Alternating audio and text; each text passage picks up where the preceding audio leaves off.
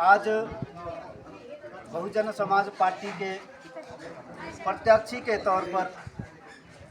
पिपलू घाट bell में हर के विधानसभा में हम पहुंचे हैं। यहाँ पर सभी स्थानीय लोगों का भरपूर सहयोग हमें मिल रहा है और हमें बड़ी उम्मीद है कि वो हमें अपना बच्चा समझ के, अपना छोटा भाई समझ करके हमारा सहयोग करेंगे और हाथी चुनाव चिन्ह पर वोट डाल करके शिमला क्षेत्र से बहुजन समाज पार्टी के प्रत्याशी को विजय बनाएंगे। आज हमारी स्थानीय लोगों से भी कुछ बात हुई, ट्रक ड्राइवरों से भी कोई बात हुई, टैक्सी चालकों से भी बात हुई, बस यूनियन के लोगों से भी बात हुई। तो कुछ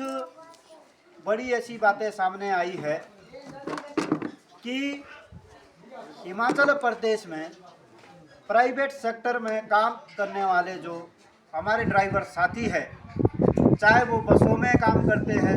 चाहे ट्रकों में काम करते हैं, या चाहे टैक्सी यूनियन में काम करते हैं, या असंगठित क्षेत्र में सभी लोग जो ड्राइवर साथी काम करते हैं, उनके लिए मूलभूत सुविधा नाम की कोई भी चीज़ नहीं दी जाती है। जहाँ भी वो थक हार के रात्रि ठहराव करते हैं या दिन को ठहरते हैं, तो पता लगा है कि वहाँ पर उनके लिए कोई खाने पीने की व्यवस्था नहीं होती, आराम करने की कोई व्यवस्था नहीं होती, ठहरने की कोई व्यवस्था नहीं होती और उचित दरों पे उन्हें खाना भी नहीं मिला जाता। यहाँ तक और भी सुनने को आया है कि जब भी माल वाहक गाड़ियाँ जाती है तो उन पर अत्याचार होते हैं, उन लोगों से लूट की जाती है, पैसे लूटे जाते हैं। ये बड़ी हैरानी की बात है कि आज़ादी के 78 साल बाद भी 80 साल होने को आए हैं, एक दशक पूरा होने वाला है, परंतु आज़ादी के इतने साल बाद भी हमारे प्रदेश के समाज के लोग बिल्कुल भी सुरक्षित नहीं हैं। और होना ये चाहिए था कि हिमाचल प्रदेश में एक चालक यूनियन बोर्ड बनाया जाता, जिसमें चालक यूनियन बोर्ड में सभी ड्राइवर साथियों के हक अधिकार सुरक्षित रहते और उनको वो मूलभूत सुविधाएं मिलनी चाहिए थी। अगर कहीं सड़क हादसे में हमारा भाई, हमारा ड्राइवर साथी मारा जाता है या उनके साथ कोई अत्याचार होता है, तो उस वक्त उन्हें सामाजिक सुरक्षा प्रदान होनी चाहिए।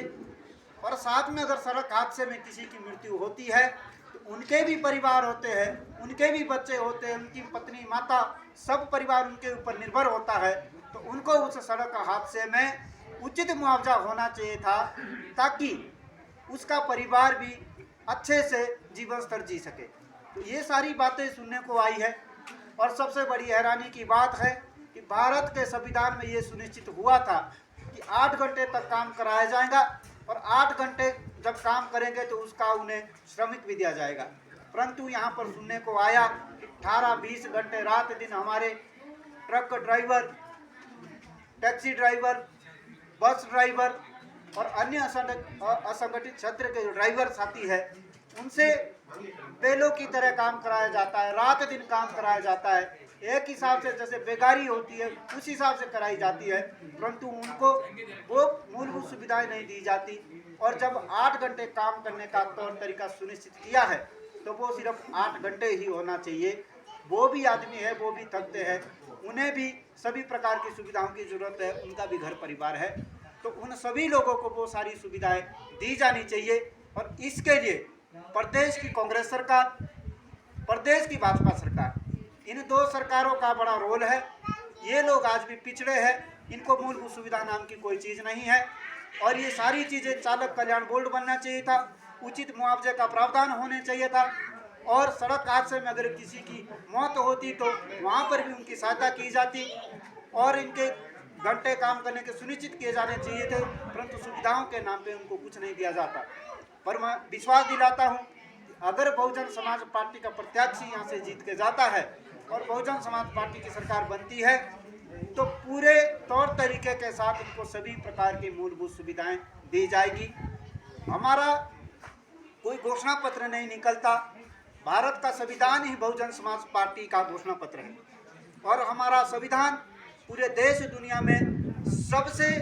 बढ़िया और अच्छा संविधान है। उसी संविधान को बहुजन समाज पार्टी अपना घोषणा पत्र मान के चलती है और बहुजन समाज पार्टी के वादे ही, वचन ही उनका घोषणा पत्र होता है। हम लोगों ने जो बोल दिया, अगर हमारी माताएं बहनों सभी बुजुर्गों का, बुद्धिजीवियों का आशीर्वाद रहता है और हमारा बहुजन समाज पार्टी का एक शासन प्रशासन में भागीदारी सुनिश्चित होती है, हम लोग चुन के जाते हैं, तो जरूर उनके सभी प्रकार की जो भी मांगे हैं वो पूरी की जाएगी। और एक बात मैं फिर आपके माध्यम बीच लाना चाहता हूं कि 15,000 करोड़ रुपए 2019 से लेकर 2024 तक जो कि अनुसूचित जाति सब प्लान के तहत लोगों के विकास के लिए आया था, परंतु उनको और जगह लगाया गया। कहीं नेशनल हाईवे में भी लगाया गया, पुलिस स्टेशन भी बनाए गए और सरकारी भवन बनाए गए, फॉरेस्ट विभाग के रेस्टोरेंट बनाए गए। ऐसी ऐसी चीज़ें बनाई गई जो कि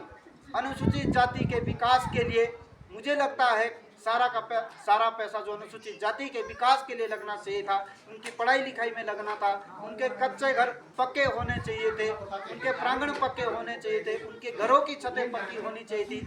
पढ़ाई लिखाई होनी चाहिए थी, कोचिंग सेंटर खोले जाने चाहिए थे, मूलभूत सारी सुविधा उस पैसों से मिलनी चाहिए थी। परंतु फूटी कोड़ी भी मेरे बहुजन समाज के अनुसूचित जाति के लोगों को आज तक नहीं मिली है। ये बड़े शर्म की बात है। बहुजन समाज पार्टी के प्रत्याशी अगर जीत के जाते हैं, सरकार हमारी बनती है, तो एक एक रुपये का हिसाब किताब लिया जाएगा और बहुजन समाज के गरीब, पीड़ित, शोषित और इस समाज में जो प्रदेश में जो गरीब जनता रहती है, उनका हक उनकी जनसंख्या के हिसाब से उनको दिया जाएगा। इस उम्मीद के साथ हम सभी लोगों से ये मांग करते हैं कि हिमाचल प्रदेश में रहने वाली जनता ज़्यादा से ज़्यादा अपना वोट डाले और वोट डालकर